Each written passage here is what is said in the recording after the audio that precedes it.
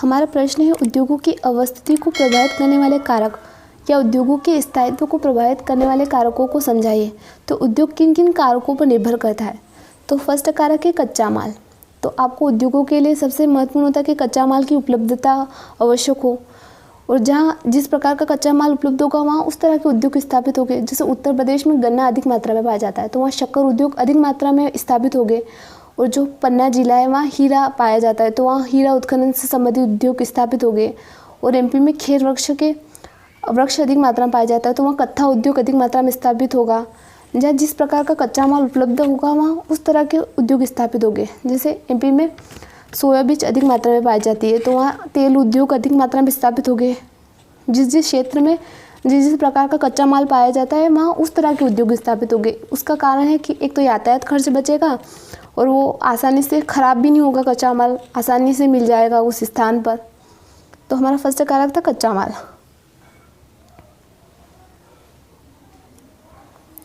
Second कारक है शक्ति के साधन। माना जाता है कि कोयला उद्योगों की जननी है तो किसी भी उद्योग की स्थापना के लिए उसे ऊर्जा की आवश्यकता होगी। तो ऊर्जा के साधन सस्ती मात्रा में उन्हें ऊर्जा उपलब्ध हो जाए तो उस स्थान पर भारी मात्रा में उद्योग स्थापित हो गए। जैसे यूएसए में अधिक मात्रा में शक्ति के साधन उपलब्ध है तो वहाँ अधिक मात्रा में उद्योग स्थापित होते हैं और वो अधिक विकसित है। अब इसके बाद आता है हमारा तीसरा कारक है यातायात के साधन। तो आपको उद्योगों को कच्चा माल उद्योगों तक पहुँचाने के लिए यातायात सुविधा अच्छी होनी चाहिए, क्योंकि बहुत सारे ऐसे उद्योग होते हैं जैसे डेयरी उद्योग, उसमें दूध आसानी से ख़राब हो जाता है 1-2 दिन में, तो उसके लिए यातायात सुविधा अच्छी होनी चाहिए। और हमारा चौथा कारक है पूंजी सुविधा। उद्योगों की स्थापना के लिए आर्थिक रूप से पैसों की ज़रूरत होगी तो उसके लिए सरकार द्वारा बैंक या योजना सरकार द्वारा पैसे मिल जाए, या जो अधिक अमीर हो गए वही उद्योगों को स्थापित कर पाएंगे। तो उसके लिए आपको पूंजी की सुविधा, इसलिए विकसित देशों में पूंजी की कोई कमी नहीं होती। विकसित देशों में अधिक उद्योग स्थापित होते क्योंकि उनके पास पूंजी है, उसे निवेश करने के लिए उनके पास पूंजी है। और जो गरीब देश होते हैं उनके पास पूंजी नहीं होती तो उस कारण से उनके पास उद्योगों की स्थापित भी नहीं हो गए। तो हमारा चौथा कारक है पूंजी की सुविधा। हमारा पांचवा कारक है सरकार की नीतियाँ। अब किसी भी देश में उद्योग स्थापित होगा तो वहाँ सरकार उन उद्योगों को प्रोत्साहन देगी या उसके लाइसेंस की ढीली देगी तो वहाँ अधिक मात्रा में उद्योग स्थापित होंगे। किसी उद्योग की स्थापना के लिए अगर लाइसेंस प्रक्रिया जो है वो कठिन है तो उस देश में कम उद्योग स्थापित होंगे। तो आपकी सरकार की जो नीतियाँ है वो भी आपके उद्योगों को प्रभावित करती है। हमारा अगला कारक है जलवायु। तो जलवायु भी उद्योगों को स्थापित करने पर प्रभावित करती है। जैसे ये महत्वपूर्ण रूप से कपड़ा उद्योगों पर निर्भर करता है, क्योंकि आपके अगर जहाँ की जलवायु शीत जलवायु है तो वहाँ उस तरह के कपड़े पहने जाएंगे तो वहाँ उस तरह के उद्योग स्थापित होंगे। जहाँ की जलवायु उष्ण है तो वहाँ गरे कपड़े पहने जाएंगे ताकि गर्मी से बचा जा सके, वहाँ उस तरह के कपड़े पहने जाएंगे ताकि आपको बचा जा सके। तो उस तरह हमारे जलवायु कारक भी निर्भर करता है उद्योगों के लिए। हमारा अगला कारक है बैंकिंग सुविधा। तो अब जहाँ उद्योग होंगे वहाँ उद्योगों की स्थापना के लिए आपको पैसे की आवश्यकता होगी। तो अगर वहाँ बैंक की व्यवस्था है, वहाँ लोन आसानी से उपलब्ध हो जाए तो वहाँ उस तरह के उद्योग स्थापित करेंगे सही, और वहाँ आसानी से लोन मिल जाए तो आपको आसानी होगी उद्योगों की स्थापना के लिए। तो आपकी बैंकिंग सुविधा भी महत्वपूर्ण होती है उद्योगों को स्थापित करने के लिए। अन्य सुविधा में जैसे जल आपूर्ति, उद्योगों के लिए जल आपूर्ति भी महत्वपूर्ण है।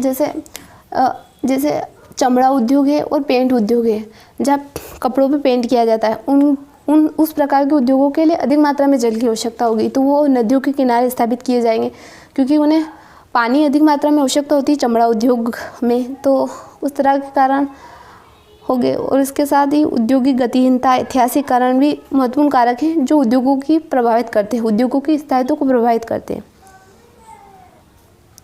हमारा अगला प्रश्न है कि भारत को भौतिक रूप से कितने भागों में बांटा जा सकता है और हिमालय प्रदेश की संरचना को समझाइए। तो भारत को जो भौगोलिक रूप से 5 बड़े बड़े भागों में बांटा गया है। एक तो उत्तर का महान पर्वतीय भाग जिसमें हिमालय पर्वत और उत्तर भारतीय मैदान आता है, और तीसरा होता है प्रायद्वीपीय पठार, और चौथा है तटीय मैदान, और पांचवा है द्वीप। तो हमारा फर्स्ट है हिमालय उत्तर का महान पर्वतीय भाग, जिसमें हम हिमालय प्रदेश की संरचना के बारे में पढ़ेंगे। तो जो उत्तर का महान पर्वतीय भाग है उसे दो भागों में बांटा गया है, एक तो है ट्रांस हिमालय, एक होता है हिमालय। तो जो हिमालय शब्द है हिम प्लस आलय से मिलकर बना होता है, जिसका अर्थ होता है कि बर्फ़ का घर। और जो ट्रांस हिमालय का पर्वतीय क्षेत्र है वो कोकरम और लद्दाख को जाकर प्रवेश श्रेणियाँ शामिल है इसमें अंदर। जो विश्व की सेकेंड सबसे ऊंची चोटी है K2, जो भारत की प्रथम सबसे ऊंची चोटी है वो इसी ट्रांस हिमालय पर स्थित है। और जो इसका निर्माण हुआ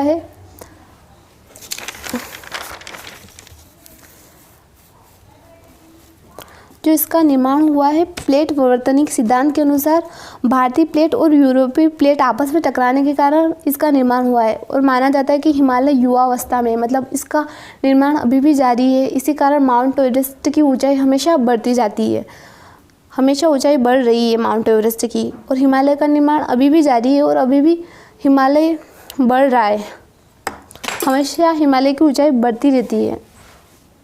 जो ट्रांस हिमालय है इसे भी 3 भागों में बांटा गया है, एक है वृहद हिमालय, और सेकेंड है लघु हिमालय, और तीसरा है शिवालिक।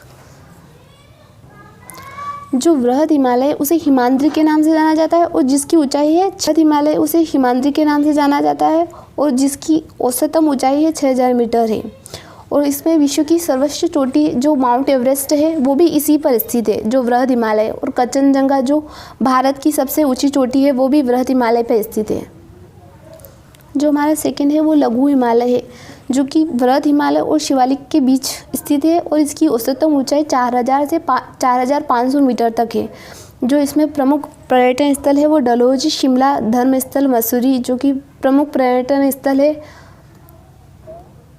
और इसमें इसकी ढालों पर वन और घास के मैदान पाए जाते हैं, जिसकी ऊंचाई लगभग 80 किलोमीटर है। आपका तीसरा भाग है शिवालिक, जो कि सबसे निचला है, जिसकी ऊंचाई है 1200 से 1500 मीटर के बीच इसकी औसत ऊंचाई है। और इसमें इस श्रेणी में बीच में कुछ सक्रिय घाटियाँ पाई जाती है, इस श्रेणी के बीच में कुछ सक्रिय घाटियाँ पाई जाती है जो दून का निर्माण करती है। और जो देहरादून शहर है वो इन्हीं सक्रिय घाटियों के बीच स्थित शहर है, जो कि हिमालय द्वारा निर्मित होती है। जो भारत के भौगोलिक प्रदेश का सेकंड भाग है उत्तरी भारतीय मैदान है, जो कि गंगा और ब्रह्मपुत्र नदी के अवसादों के कारण इस भाग का निर्माण हुआ है, जिसकी लंबाई 2500 किलोमीटर के लगभग है, जिसे 2 भागों में बांटा गया है, एक है गंगा का मैदान, एक है ब्रह्मपुत्र का मैदान। हमारा तीसरा भाग है प्रायद्वीपीय पठार। तो इसके अंतर्गत जो आपका MP का भाग आता है वो प्रायद्वीपीय पठार के अंतर्गत आता है। जो सबसे प्राचीन शैल है जो गोंडवाना लैंड का हिस्सा है जो आग्नेय बेसाल चट्टानों से निर्माण हुआ है। और इसी कारण यहाँ कई प्राचीन मतलब जीवाश्म मिले हैं, जैसे धार में कई डायनासोर के जीवाश्म मिले हैं, कई प्राचीन समय के गोंडवाना लैंड के। और जो दक्षिण अफ्रीका का जो हिस्सा है वो भी कई प्राचीन गोंडवाना लैंड का ही हिस्सा है, जो कि गोंडवाना लैंड का हिस्सा है। यहाँ कई प्रकार के प्राचीन प्रकार के मतलब जीवाश्म मिले हैं। दक्षिण अफ्रीका का जो गोंडवाना लैंड है वो भी इसी का हिस्सा है। और जो नर्मदा के किनारे कई नर्मदा बेसिन नामक का वो मिला है। और जो धार में कई डायनासोर के जीवाश्म मिले हैं, हाथी के जीवाश्म मिले हैं, जो कि कई करोड़ वर्ष पुराने हैं, क्योंकि ये सबसे मतलब प्राचीन हिस्सा है। जो भारत का है सबसे प्राचीन हिस्सा है गोंडवाना लैंड, जिसके अंतर्गत आपका जो MP का मध्य उच्च भूमि है जो MP के अंदर आता है ना, वो वाला भाग इसके अंतर्गत आता है। चौथा भाग है तटीय मैदान। जो मैदान है वो जो केरल और कर्नाटक जो समुद्र के पास जो क्षेत्र है वो सभी तटीय मैदान के अंदर आते हैं। केरल और कर्नाटक के बीच के जो क्षेत्र है, और केरल के तटीय मैदान को मालाबार तट कहा जाता है। और केरल के लेंगुल झील पाई जाती है। और तमिलनाडु के सहारे विस्तृत तटीय मैदान को कोरोमंडल तट कहा जाता है। जो तमिलनाडु के सहारे विस्तृत तटीय मैदान है उसे कोरोमंडल तट कहा जाता है। और जो केरल के तटीय मैदान को मालाबार तट कहा जाता है। हमारा पांचवा भाग है वो द्वीप है। जो भारत में छोटे छोटे द्वीप पाए जाते हैं, लक्षद्वीप, अंडमान निकोबार द्वीप, वो सभी इस समूह के अंतर्गत आते हैं, जिनका उद्गम ज्वालामुखी की क्रिया के फलस्वरूप या द्वीपों के पर्वतीय चोटियों के सागरी जल में डूबने के कारण इनका निर्माण हुआ है। जो भारत की सबसे दक्षिणी पॉइंट है जो निकोबार द्वीप में समूह में जो इंदिरा पॉइंट है, दक्षिणी बिंदु भारत का सबसे जो दक्षिणी पॉइंट है इंदिरा पॉइंट, वो निकोबार द्वीप समूह में स्थित है।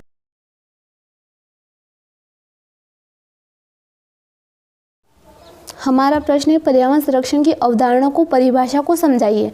तो पर्यावरण संरक्षण क्या है? पर्यावरण संरक्षण द्वारा विश्व स्तर पर क्या क्या प्रयास किए गए और राष्ट्रीय स्तर पर क्या क्या प्रयास किए गए और लोगों द्वारा क्या क्या आंदोलन किए गए ताकि पर्यावरण को बचाया जा सके। इसमें हम साइलेंट वैली आंदोलन, चिपको आंदोलन, इनके बारे में हम इस बारे में पढ़ेंगे। तो पहले ही होता है कि पर्यावरण होता क्या है। तो पर्यावरण हमारे जो आसपास जो भी परिवेश पाया जाता है उसे हम पर्यावरण कहते हैं। इसमें हमारा जो प्राकृतिक परिवेश है उसे भी हम पर्यावरण कहते हैं, और जो हमारे जो संस्कृति है, हमारी जो सामाजिक व्यवस्था है, उसे भी हम पर्यावरण के अंतर्गत रखेंगे, उसे हम सांस्कृतिक पर्यावरण के अंतर्गत रखेंगे। तो सबसे महत्वपूर्ण है पर्यावरण संरक्षण का अर्थ। तो पर्यावरण संरक्षण हमारे आसपास जो भी वातावरण पाया जाता है तो उसे हम पर्यावरण कहते हैं, और इन्हीं प्राकृतिक वातावरण को हमें बचाना, उसे हम पर्यावरण संरक्षण करेंगे। तो इसकी परिभाषा, जो पर्यावरण में उपस्थित सभी वस्तुओं का आवश्यकता अनुसार उपयोग करना और किसी भी वस्तु का दुरुपयोग या बर्बाद होने नहीं करना पर्यावरण संरक्षण है। तो उनका सही उपयोग करना ताकि भावी पीढ़ी के लिए बचाई जा सके, तो उनका दुरुपयोग ना करें ताकि हम भविष्य की आवश्यकता को पूरा कर सकें। और एक प्रश्न उठता है कि पर्यावरण संरक्षण क्यों आवश्यक है। तो उसका कई कारण है, क्योंकि लगातार पृथ्वी का तापमान में वृद्धि होती रही है, जलवायु परिवर्तन हो रहा है, जिससे जैव विविधता, पारिस्थितिक तंत्र सभी खतरे में पहुंची है, और इसको सभी लोगों ने इस बारे में सोचा है और समझा है। तो इसके लिए कई प्रयास किए गए हैं ताकि पर्यावरण को सुरक्षित होने से बचाया जा सके। तो हम पहले विश्व स्तर पर क्या क्या प्रयास किए गए ताकि पर्यावरण संरक्षण को बचाया सके, उनके बारे में पढ़ेंगे। तो हमारा फर्स्ट है मानव पर्यावरण पर स्टॉकहोम सम्मेलन, जो विश्व स्तर पर सबसे पहला पर्यावरण को लेकर सम्मेलन किया गया था, वो स्टॉकहोम में किया था 1972 में। और इसका था कि जलवायु परिवर्तन मुख्य विषय था इसमें, क्योंकि लगातार पर्यावरणीय कारक परिवर्तन हो रहे और लगातार जलवायु परिवर्तित हो रही है, तो जिससे पृथ्वी का तापमान में वृद्धि हो रही है। तो इसमें सभी देश शामिल हुए थे ताकि पर्यावरण संरक्षण को गंभीरता से ले सके, उसे समझ सके कि पर्यावरण बचाना बहुत आवश्यक है। जो इस सम्मेलन में के द्वारा ही 5 जून को अंतर्राष्ट्रीय पर्यावरण दिवस मनाया जाता है। इस सम्मेलन के द्वारा ही जो अंतर्राष्ट्रीय जो पर्यावरण दिवस मनाया जाता है वो 5 जून को वो इस सम्मेलन के द्वारा ही घोषित किया गया था। अगला सम्मेलन हुआ था पृथ्वी सम्मेलन 1992 में। यह ब्राज़ील की राजधानी रियो डी जेनेरो में हुआ था। तो 3 जून 1993 को आयोजित किया गया। इस सम्मेलन में पर्यावरण विकास एक दस्तावेज जारी किया गया जिसमें एजेंडा 21 के नाम से जाना जाता है। अब प्रश्न आता है कि हमारे भारत के स्तर पर क्या क्या प्रयास किए गए हैं पर्यावरण को सुरक्षित करने के लिए। तो पर्यावरण संरक्षण अधिनियम 1986 ये महत्वपूर्ण है, जो कि स्टॉकहोम में 1972 में जो विश्व पर्यावरण सम्मेलन हुआ था, उसके बाद पर्यावरण की एक विषय को गंभीरता लेते हुए, पर्यावरण की समस्या को गंभीरता लेते हुए भारत सरकार द्वारा 19 नवंबर 1986 लागू किया गया था। और इसमें कई संवैधानिक परिवर्तन भी हुए। पर्यावरण को लेकर कई आयोग की स्थापना की गई ताकि पर्यावरण को सुरक्षित किया जा सके, उसे बचाया जा सके, जलवायु परिवर्तन समस्या को समझा जाए। अब पर्यावरण से संबंधित लोगों की जन भागीदारी। तो पर्यावरण को लेकर सबसे पहले महत्वपूर्ण आंदोलन है वो चिपको आंदोलन का, जिसमें उत्तर प्रदेश के जो रेनी गांव था वहाँ लोगों में एक कंपनी आई थी जो वृक्षों को काटने का ठेका दिया गया था। तो वहाँ की लोगों की जनता में आक्रोश उत्पन्न हो गया और पेड़ों को चिपक कर पेड़ों की रक्षा की गई थी। तो इसके प्रमुख नेता थे सुंदरलाल बहुगुणा, जिसने इस आंदोलन का समर्थन किया था। और यह आंदोलन विश्व स्तर पर सभी जगह बहुत फेमस हुआ और इसके कारण पर्यावरण को बचाया गया। एक आंदोलन, हमारा आंदोलन है नर्मदा आंदोलन सन 1986। तो इसकी शुरुआत नर्मदा पर बन रहे बांधों के विरोध में हुई थी। तो इसके द्वारा इसके लिए प्रमुख नेता थे, इस आंदोलन के जो प्रमुख नेता थे बाबा आमटे और मेधा पाटेकर। तो एक साइलेंट वैली आंदोलन भी आपने सुना होगा, जो केरल के साइलेंट वैली नामक स्थान पर हुआ था, वहाँ की नदी थी तो वहाँ बांध परियोजना लाई गई थी जल विद्युत के मकसद से। तो वहाँ की जनता में आक्रोश उत्पन्न हो गया और उसके कारण वहाँ साइलेंट वैली आंदोलन चला था केरल के नामक एक स्थान पर। और आपको पर्यावरण को बचाने के लिए आपके राष्ट्रीय स्तर पर क्या क्या पुरस्कार दिए जाते हैं, तो सबसे पहले इंदिरा गांधी पुरस्कार की इसकी शुरुआत 1987 में हुई थी और इसमें जो पर्यावरण संरक्षण से संबंधित जो अमूल्य योगदान दिया जाता है व्यक्ति को, उन्हें ये सम्मान दिया जाता है, इंदिरा गांधी पुरस्कार दिया जाता है। और सेकेंड है राजीव गांधी पुरस्कार, इसे पर्यावरण संरक्षण के लिए ये भी पुरस्कार दिया जाता है। कहते हैं निवनीकरण या वन उन्मूलन या वन विनाश, मतलब वनों की कटाई, वनों का विनाश, तो इसे कहते हैं। और अभी जो वन विनाश की विश्व में स्थिति है उसके बारे में हम जानते हैं।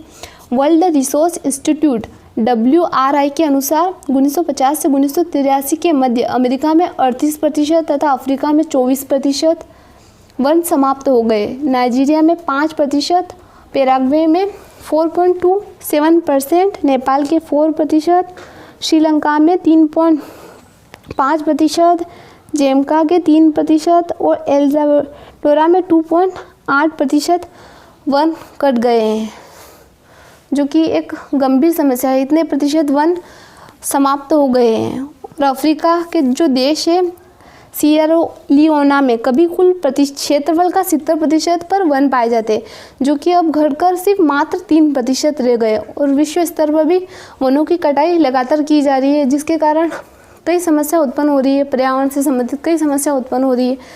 तो अब हमारा क्वेश्चन था, अब जो वन विनाश है उसकी भारत में क्या स्थिति है, इस बारे में हम पढ़ेंगे। तो राष्ट्रीय सुदूर संवेदन एजेंसी ने 1984 के मध्य में जो आंकड़े प्रकाशित किए, तो 1972 और 1975 1980 तक 7 वर्षों में 13 हेक्टेयर जंगल साफ हो गया है। जो भारत में 13 हेक्टेयर जंगल 1972-75 से 1980-82 तक 13 हेक्टेयर जंगल समाप्त हो गया है भारत के अंतर्गत। जो भारत सरकार का दावा था कि 23% तक वन विभाग के नियंत्रण में, परंतु लगातार वनों की कटाई भारत में भी जारी है। और 1972 से 1975 के मध्य 16.89% भूभाग पे सिर्फ वन रह गए और ये धीरे धीरे 1980 और 82 तक आते आते और घट गया और 14.10% ही रह गया। मतलब धीरे धीरे वनों की कटाई इतनी की जा रही है। और वनों की कटाई के कई कारण हैं। एक तो कृषि विस्तार भी महत्वपूर्ण है, क्योंकि एक पहले जो आदिवासी इलाके होते थे वहाँ जंगलों को साफ किया जाता था, वन को काटा जाता था, वहाँ कुछ समय कृषि की जाती, फिर नई जगह पे वनों को कटाई की जाती थी, फिर नई जगह पे कृषि की जाती। तो इसके कारण भी वनों का विनाश हो रहा है। जो वन विनाश है उसमें मध्य प्रदेश सबसे आगे, इसमें 20 हेक्टेयर वन नष्ट हो गए हैं। और महाराष्ट्र में 10 लाख हेक्टेयर, उड़ीसा, आंध्र प्रदेश और जम्मू कश्मीर में 10 लाख और हिमाचल प्रदेश और राजस्थान में 5-5 लाख हेक्टेयर जंगल जो है समाप्त हो गए। इतने वन नष्ट हो गए। जो भारतीय वन संरक्षण विभाग की जो अनुसार है, उसके अनुसार भारत के जो 19.5% भाग पर वन थे, जो कि धीरे धीरे घटकर 14.1% भाग पर ही शेष रह गए। तो धीरे धीरे वनों की कटाई जारी है और अभी के लगभग 12% भूभाग पे ही हरियाली रह गई है। जो अभी के टाइम में ना सिर्फ 12% भूभाग पे ही हरियाली रह गई है, जो भारत के अंतर्गत है। अब वन विनाश के क्या कारण हैं? तो बढ़ती जनसंख्या, तो जनसंख्या की वृद्धि के साथ साथ उनकी आवश्यकता की पूर्ति के लिए भी वनों को साफ किया जा रहा है। कृषि की विस्तार के लिए भी वनों को सफाया किया जा रहा है। आपूर्ति के लिए भी वनों को सफाया की जा रहे हैं। तो इसके कारण भी लगातार वनों की संख्या में कमी आती जा रही है, जो बढ़ती जनसंख्या के कारण। सेकंड कारक है व्यापारिक कृषि विस्तार। तो जो भारत में आदिवासी क्षेत्र है जहाँ जंगलों को सवाट किया जाता था और उसके बाद कुछ समय तक वहाँ कृषि की जाती थी और उसके बाद फिर नई भूमि में पेड़ पौधों को काट दिया जाता था और वहाँ कुछ समय तक कृषि की जाती थी। तो उस प्रकार की कृषि व्यवस्था से भी कहीं ना कहीं आपके वनों को नुकसान पहुँच रहा है। और तीसरा कारण है अनियंत्रित पशुचारण। जो पशु के अतिचारण के कारण भी वनों का विनाश हो रहा है। जो छोटी छोटी वनस्पतियाँ हैं वो ज़्यादा पशुचारण के कारण उग नहीं पाती है अगली बार, तो जिसके कारण भी छोटी छोटी वनस्पतियाँ हैं वो नष्ट हो रही है। सेकेंड था उद्योगों हेतु कच्चे माल की प्राप्ति। तो बहुत सारे जो उद्योग है उनकी स्थापना के लिए आपको कच्चे माल की आवश्यकता होती है, और कच्चा माल जो आधारभूत है, जैसे आपको कच्चे माल के लिए पेड़ पौधों पर निर्भर रहना पड़ेगा, तो उसके लिए भी वनों को काटा जा रहा है ताकि उन्हें मिल सके, कच्चा माल उपलब्ध हो सके, और इस कारण भी वनों को काटा जा रहा है। और जिसके कारण भी जैसे खेर वृक्ष से कत्था उद्योग स्थापित होता है, कत्थे उद्योग के लिए, तो इसके कारण भी लगातार वनों की कटाई हो रही है। उद्योगों हेतु कच्चे माल की प्राप्ति हेतु भी लगातार वनों की कटाई हो रही है, और जिसके कारण लगातार वनों की संख्या में कमी हो रही है। उसके साथ लगातार जंगल समाप्त होते जा रहे हैं। अगला कारण है देश के आर्थिक विकास के कारण।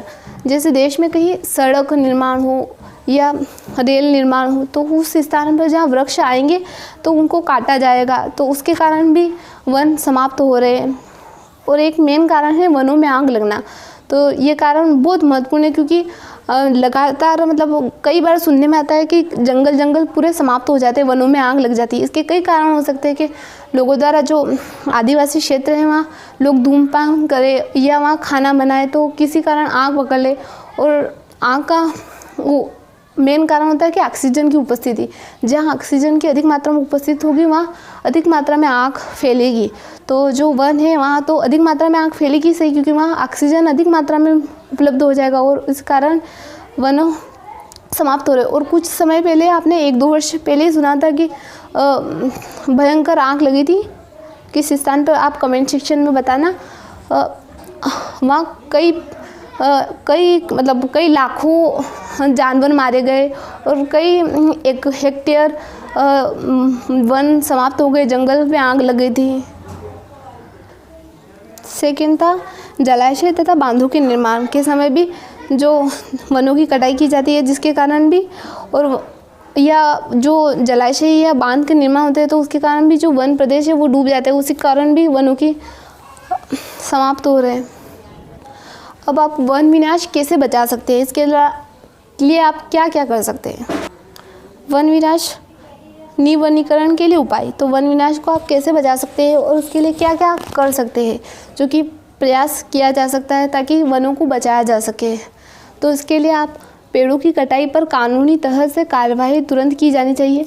तो जो वनों की कटाई पे है उससे कानूनी तौर पर अमान्य घोषित कर देना चाहिए, कानूनी तौर पर व्यवस्था की जाए ताकि वनों की कटाई ना की जाए। और जो ईंधन के रूप में आपका वैकल्पिक स्रोत है उनका उपयोग किया जाए लकड़ी के बजाय। और आप जो सड़कें हैं उसके आसपास जो किनारे हैं वहाँ आप वृक्षों को लगाएं ताकि वृक्षों को बचाया जा सके। और जो वृक्षों में बीमारियाँ फैलती है तो उनका उपचार किया जाए, जैसे फफूंद दीमक के कारण कई वृक्ष ख़त्म हो जाते हैं तो उन्हें भी उपचारित किया जाए ताकि वृक्षों को बचाया जा सके। और वनों के पशुचारण पर प्रतिबंध लगाना और राष्ट्रीय स्तर पर सामाजिक वानिकी कार्यक्रम को अपनाया जाए और राष्ट्रीय वन नीति को अपनाया जाए। और जो आप भवन निर्माण करते हैं उनमें फर्नीचर निर्माण में लकड़ी के स्थान पर जो स्टील है इनका इस्तेमाल किया जाए ताकि वनों को बचाया जा सके।